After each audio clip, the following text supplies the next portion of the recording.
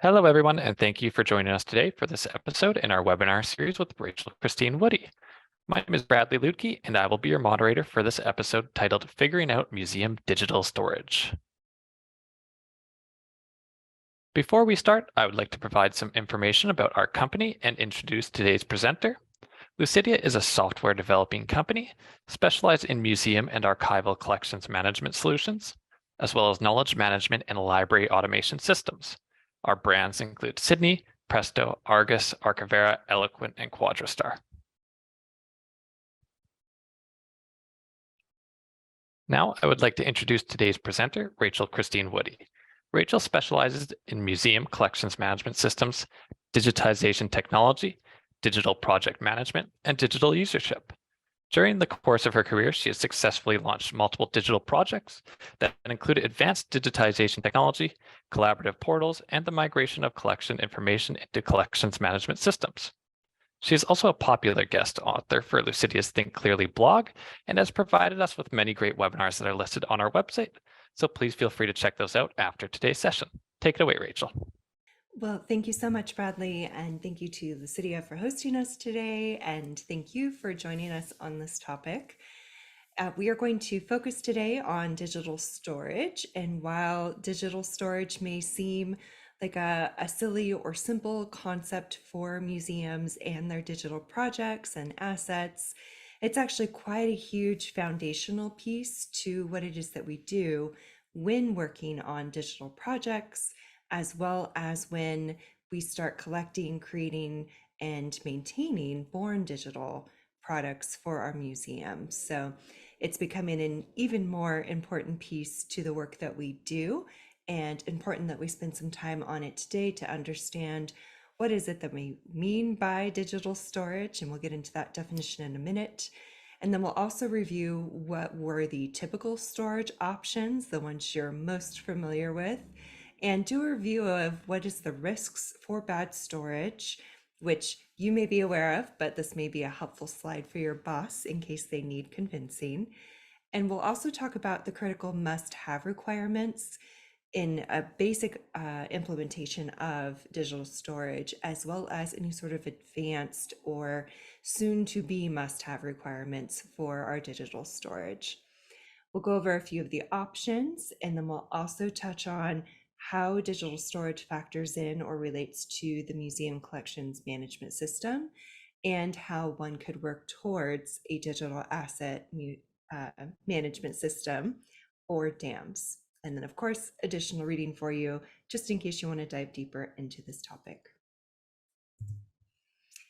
Defining digital storage. So just so that we're all working from the same definition for this webinar, we are talking about the mechanism to store something that executes a placement of a digital file on a piece of hardware, and that's typically paired with the ability, usually via a program interface, that you can use to either manipulate, move, or otherwise access that file an unlimited number of times. So it's not just the act of storing something, but it is also facilitating additional actions or activities that could take place as a result of it storing that file.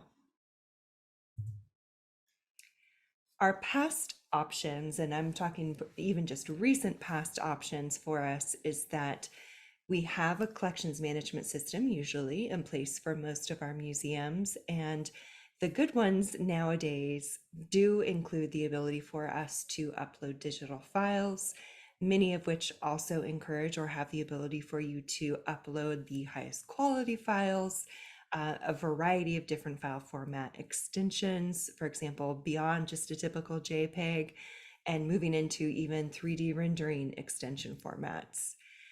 We also have, depending on your museum setup, a museum digital storage network. So for many of you, that typically looks like a network of storage drives or servers that are locally based to your unit. We also, of course, have our own computer where things can be stored, though you will learn later on they should never be stored just on or directly on your specific computer. both for human and specific computer error and risk issues. And we also have external hard drives. So instead of the hard drive in our computer or using one of our network servers, we can, via USB, plug in an external hard drive that can be ported and taken anywhere, but it still provides that very hyper-localized sense of the file exists on that drive. And if anything happens to that drive, it could be quite catastrophic. Our current options is, yes, we do still have all of those past options that come with their challenges, but we're starting to get some more commonplace and more robust options.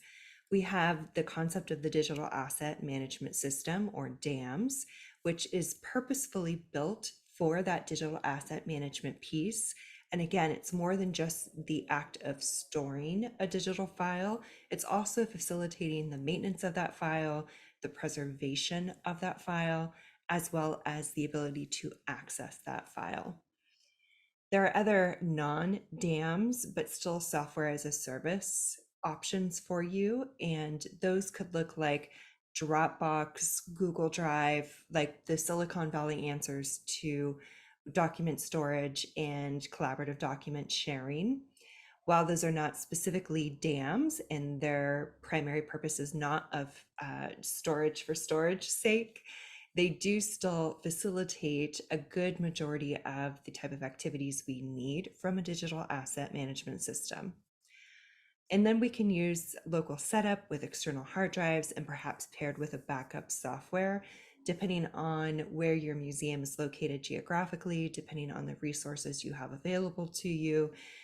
Having a digital asset management system may not be as accessible. And so pairing a couple different solutions, adding more local implementation is possible with some of the tools that we have available to us now.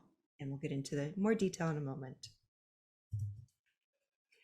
The risks of bad storage. So for many of you, if you are at this webinar, you are probably already familiar with the majority of these. So this is not necessarily for you. This slide is for your boss or whoever it is that you may need to convince to invest and have a more robust budget line for digital asset management, whether that is an official DAMS solution or just a better, more robust ability to store and manage files. So risks of bad storage, first of all, file duplication. If there is not a strong process and organizational structure in place, the more humans you add to a particular system, the more different ways they're going to store and name files. Even as one person, when we store or name files, it may not always be consistent because we don't necessarily remember what we labeled in the last month of a similar case. We may be duplicating files. There's just a variety of very human basic errors that can be made when there's not a stronger system in place to prevent that human error. There's also file mismanagement that can take place when there's not a system there to prevent that or put up the bumpers, so to speak, for the system. And that can be placing files where they're not supposed to be. It could be accidentally moving files or deleting files. It could be the storage of some of the files here and then some of the files over there. So again, when there's not a strong process in place, but there's also not a strong system in place, file mismanagement can get out of hand very quickly. There's also file corruption. So this particular one, this risk is not on humans. This is specific to the digital file. Things can corrupt, just as with organic material like documents and photographs that are susceptible to decay. There is a concept of digital decay. And so the older the file is, and depending on the file extension, etc., if there's not a system in place to keep tabs on the health of that file, it can eventually become corrupted, which means that you can no longer open that file at all, regardless of which program or sort of tools that you're using to do so. And there's the concept of file loss. So whether that's an accidental human, like, oops, I deleted it for whatever reason and didn't realize, or if there's a computer failure or some sort of storage or hard drive failure, file loss can also happen because of a technology failure. And with few to no backup or preservation measures when any of these things happen, if any of these risks are triggered.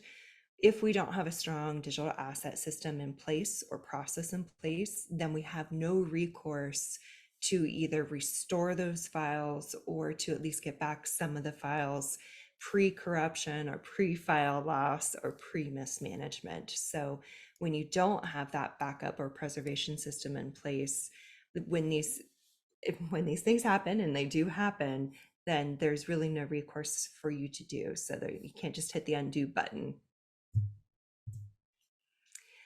Getting into critical must-haves. So hopefully with that risks slide, if you weren't already on board, you are now, and so is your boss. We need to be aware of when we are trying to shop for or bring in or implement the concept of digital asset storage. What are the must-have requirements? So we want to talk about the ability to store or essentially save digital files upon their creation. So fairly simplistic, but like, yes, first function, it needs to be able to save your digital files. The next one is the ability to store a massive amount of files. For many of us, we are up to thousands, tens of thousands, and maybe hundreds of thousands of files at this point, and you need a storage system that is capable of supporting the sheer quantity of the files that you have, as well as the ability to store the actual sizes of each of those files. So however many KBs, MBs, GBs, or TBs worth of size they take up, the more files you have, and as well as the higher the quality of the files, the more storage you're going to need, and the bigger the system is that you will need. The ability to organize those files. So this one may seem a bit simple in terms of being able to help organize or determine where your files go.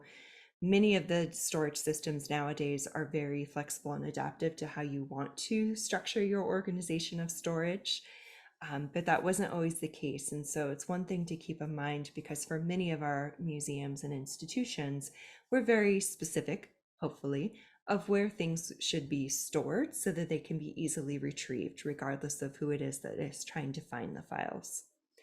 And then finally, the ability to access those files through hierarchical structure, navigation, or search. For many of us, we are used to like the Finder window on our computer, where we can either do like a drill down folder by folder into the file that we're looking for, or being able to use like the little search glass icon to type in some keywords to have our system pull up that file.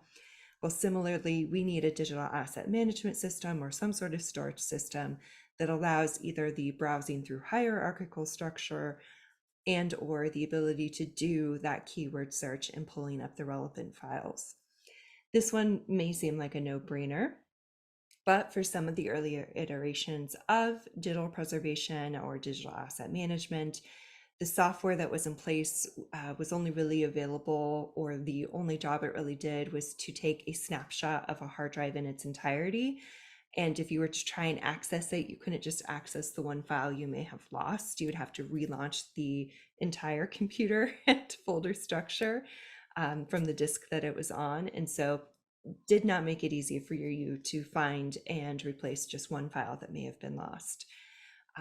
Let alone try and search for that potentially just one file, which is why I state specifically we should be able to browse through our files, we should be able to search our files in whatever sort of tool you choose.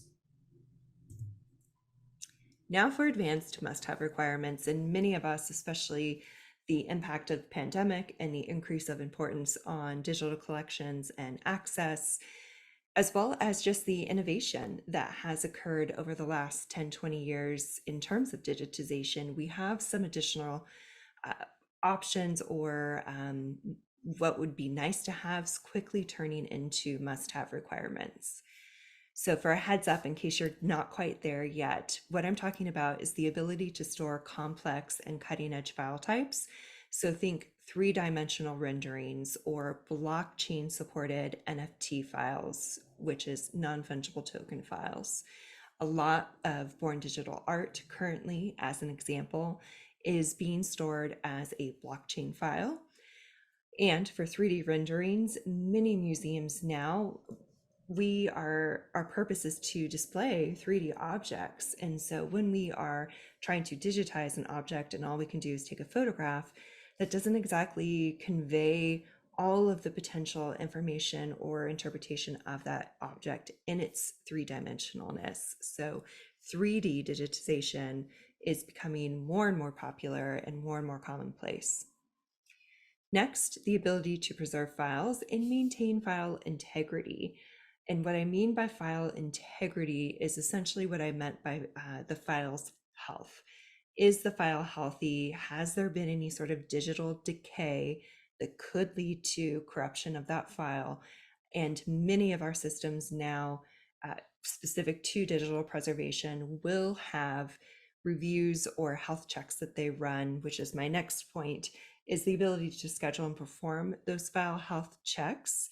And if anything is happening, the tool to be able to maintain or provide some sort of preservation access to your files.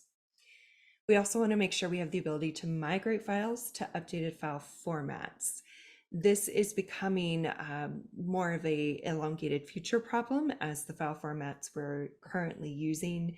We're being a little bit more smarter about the extensions, the file types that we create, and making sure that those are more longer lasting than, for example, WordPerfect, which was popular for about a decade and now no longer exists. We have a bit more longitude here, I think, but it is still important for us to remember that software changes, the way we use technology changes, and it's happened before and will reasonably happen again, that the file formats we typically use will change. So we need a system that will be able to take our Word doc, for example, files and change and evolve them to whatever it is that is the next Word doc file extension. And then finally, we need the ability to attach or upload or otherwise connect and provide access to the files that we are storing. And so thinking more like a collections management system, we want the ability to search for, access, manage, use those files in a way that we're used to with our catalog records.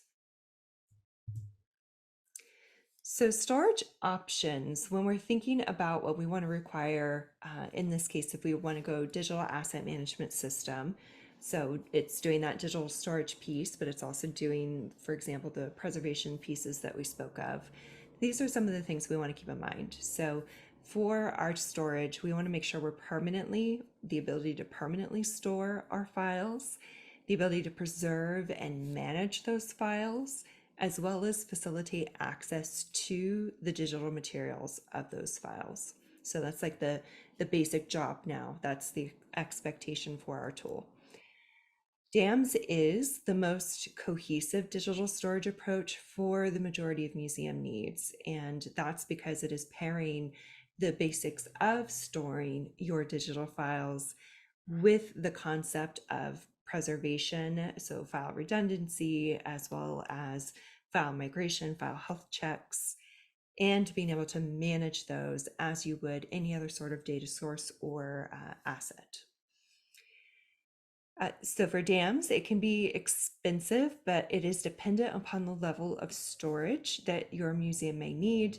If there's any additional or quote unquote extra security measures that your organization may need to have in place to help protect those digital assets, let alone any other sort of additional preservation functionality that may be needed or desired.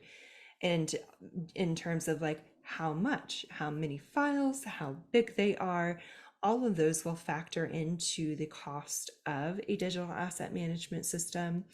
And so there can be quite a range depending on both the size of your collection as well as the needs of your collection, and the collection in this case being your digital files.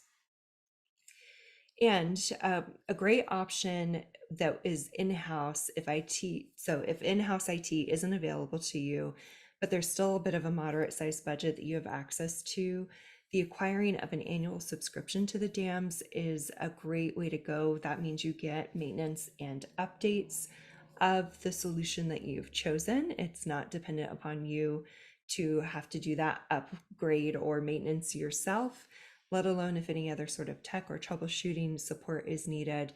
Again, if you don't have that in-house IT, working with a vendor who offers like a software as a service or subscription model for your digital storage needs is probably the best way to go. If you are thinking of software as a service, so SaaS, not necessarily like formal digital asset management system, but you still want something that does at least the management piece of it really well, you can consider what I had called the Silicon Valley options.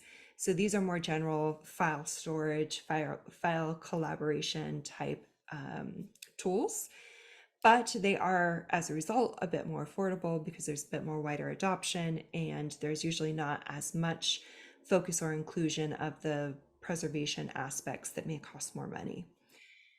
So affordable options to review: Google Drive, Dropbox, Regular Box, SharePoint, etc. There are at least half a dozen commonly used ones at this point that you may even already have in place at your museum for just general file collaboration. So this may be a great, even if it's just a stopgap until you can get your own digital asset management system, where you can at least have a reliable, not local to your computer, digital file storage.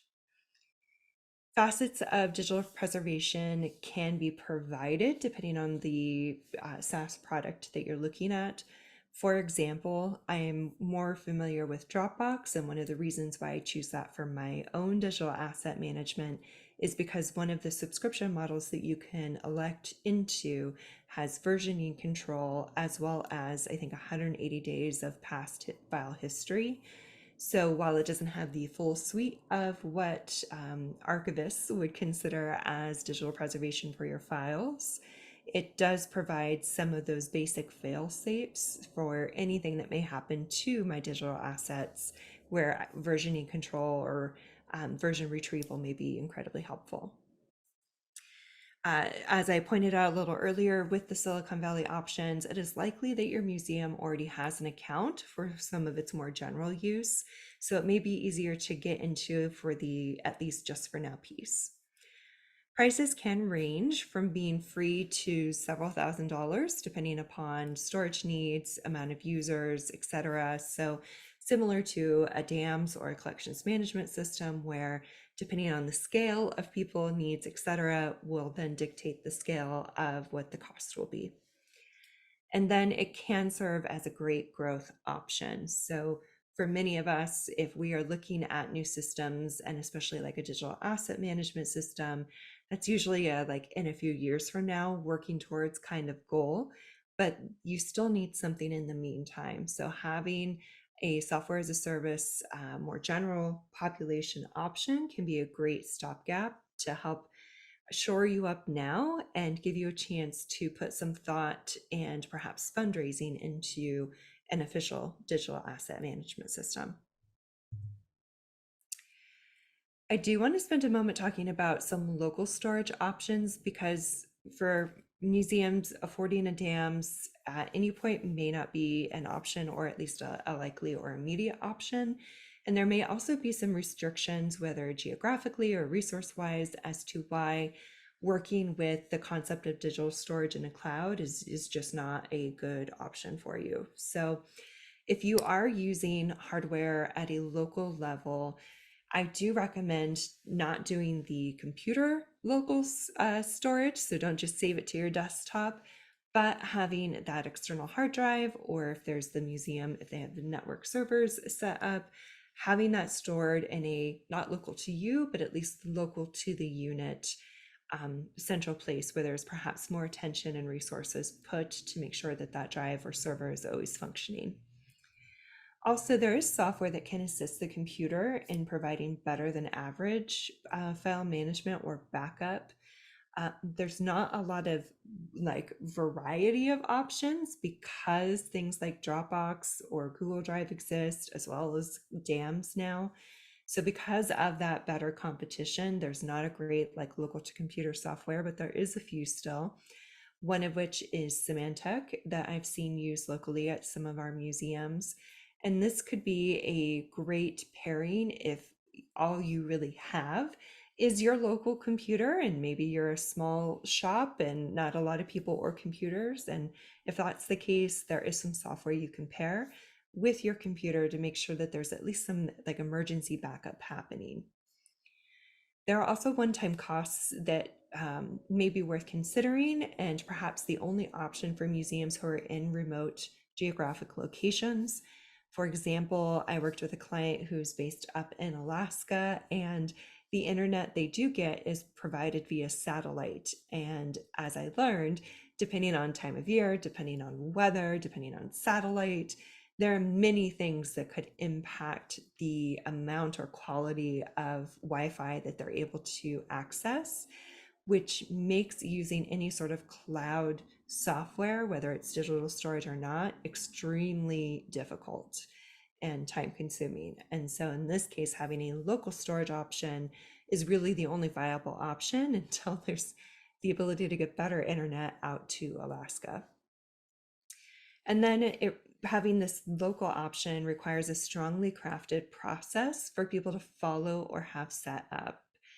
So while we're storing locally, while we may even get a software to help us do like the systematized or scheduled backup of files, because this involves more of a human element, because there's less fail safes in place provided from a more robust and purpose-built dams, having a process in place in terms of where you save files, how you save them, how much you run the software backup needs to be crafted at that human level as a process written down and committed to. So there is a bit of availability here for both human and technology error, and having a strong process will help you avoid those risks for both. So let's take a moment to talk about the collections management system, because of course, for many museums, it's like, well, we do have a database and we can put images in the database. Is that the same thing? Do we need more? Which are all great questions. So both DAMS and CMS have evolved. They've created separately, and as they evolve, they are coming closer and closer together. So there is a lot of shared functionality depending on how evolved or robust your CMS is. And so it may be viable for you to use your collections management system depending on its ability as well as your specific needs. I would definitely recommend reviewing the must-haves for your digital asset storage. So going over the requirements, especially if you have some of those advanced needs, such as 3D rendering files, for example.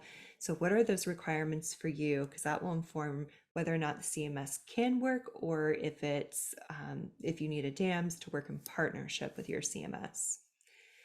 And then I recommend learning what the museum CMS can do regarding typical digital asset storage functionality, and then comparing them to your requirements. So doing that piece of checking, okay, can we use that CMS? Where are the gaps? Are those gaps acceptable, maybe just for now or longer term, or are they not acceptable at all? And we really do need to prioritize the acquisition of a DAMS. And going through that exercise, it's not only helpful for you in terms of your work and how you're working with digital files, but it can also be very illustrative and helpful for you making the case to your boss or whomever that you do need a more robust digital asset management system in place. So if you have a CMS vendor, so thinking about CMS and how it may help in place of or in collaboration with digital asset storage, if you have CMS vendor, I recommend reaching out to them because they are going to be the most aware of whether or not a digital asset management system can connect with the CMS, if there are already complementary tools or strategies on how to do a pairing of the CMS with a potential digital asset management system, and or if there's any workarounds or troubleshooting in case there's not a very obvious partnership or bridge from CMS to DAMS. So definitely reach out to them because it's save yourself some pre-research and figure out what's possible first from your vendor. If you are using an open source CMS product, you don't necessarily have a vendor to call. That's part of the reason why it is open source and all of the wonderful pros and cons that come with that. And in that case, I recommend checking out GitHub and similar forums to see if another community member has maybe used or developed something to pair with that open source solution and how that may bridge or have a digital asset module. So I've not seen a whole lot of options where this is already in place, but knowing how quickly and how much more invested we are in the digital asset world, especially for museums, I think this is going to become more and more commonplace. Working towards a dam. So if throughout this webinar you've been listening and checking off the boxes in terms of like, yes, you definitely need some more robust digital storage, here are some things to think about as you work towards getting that solution piece in place. I recommend requesting one-time funding for a needs assessment. So as you've gone through some of the strategies we've talked about today, that's great. It will serve as a good foundation, but sometimes it takes someone outside of our organization to make the recommendation to the board or the director or whomever to actually be heard or considered. So going through a needs assessment with an outside expert can be very helpful to help make your case. And they also are bringing with them expertise and experience from dozens of other museums or organizations that could be very helpful and inform your particular situation. Next, I recommend requesting an annual budget line to cover a cost of digital asset management system. And you're most likely going to have some sort of annual service or subscription fee that you will need to pay, in addition to if there was any one-time implementation costs, for example. So very similar for most of us with the collections management systems we have in place. Next, research what dams options are available. So there are more and more, it seems, every day. And I definitely recommend, as and when you are ready, to take a fresh look at the market to see what's out there and who's using what. Speaking of which, my next point is to check out, especially for your peer museums that have similar collections to you, or doing similar digital projects as you are, and taking a look or asking them what digital asset management system they're using.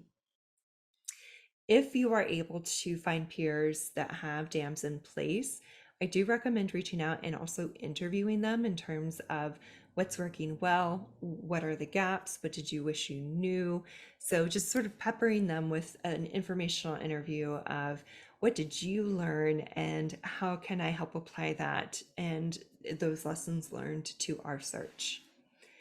Then finally, request demonstrations from DAM's products. So very similar if you've been through a collections management system or any sort of procurement for software, you do your market research to make sure that your requirements fit a variety of different tools, and then you invite the vendors of those tools to do a demonstration and a bit of a Q&A with you. So it helps give you a sense of the overall product, and it gives you an opportunity to ask some very specific to your museum situation type questions to really vet whether or not this product is a good fit for your museum and for the collection. So we have some additional reading for you. The CMS, what's essential, what's hackable, what does it cost? It includes a discussion of digital storage and where's the overlap of CMS and DAMs. We also get into digital asset management versus collections management system, a little bit more specific into the overlap of similarities, as well as where there is not similarities. We also talk about, does your museum need a DAMs? That can be very helpful for if you're pitching your boss. And then figuring out a DAM solution when you only have a CMS. So this one will walk you through sort of a stopgap of like, what can we do now with what we have? And as well, a discussion of museum digital projects, digital file storage, and a bit of a introduction into that topic and how it is really pretty big and pretty massive for us to consider as part of our larger conversation of collections management. So in conclusion, we talked about defining digital storage and how it is about much more than just storing a file. We reviewed the storage options and got into the risks of bad storage. And that helped us have a coverage of the critical must-have requirements in terms of today, what are those expectations, as well as what are the advanced must-have requirements, those requirements that may seem a bit out of the box today, but are becoming more and more commonplace with the advancement of technology. We then went through a bit of an evaluation of museum digital storage options as they existed in recent past and as they exist presently. We also took a moment to review the role of the collections management system and where there can be some overlaps or support from your CMS as you work towards the dams, and getting into the step-by-step and approach of what it looks like to start the research and requirement writing, the procurement process for shopping for your digital asset management system. And then we left you with some additional reading. One quick plug before I turn it back over is Lucidea and I have partnered and created Museum Digital Projects in You, Where to Begin. And so this book is a great dive into the strategies and thought process of how we approach digital projects at museums. And of course, digital storage is a huge piece of that. So if you want to get more into digital projects in general, I recommend you pick up your free e-copy, courtesy of Lucidea Press. And with that, I will turn it back over to Bradley. Thank you, Rachel, for the wonderful presentation. And if you'd like to learn more about our museum collections management system called Argus, please feel free to visit our website or reach out to us at sales@lucidea.com, and we'd be happy to have a chat with you. And to our audience, if you have any more questions on any of our software or our company, our contact details are listed on the screen. Please stay tuned for more webinars and content related to this series. On behalf of the Lucidea team, I thank you all for attending today, and until next time, thanks and goodbye.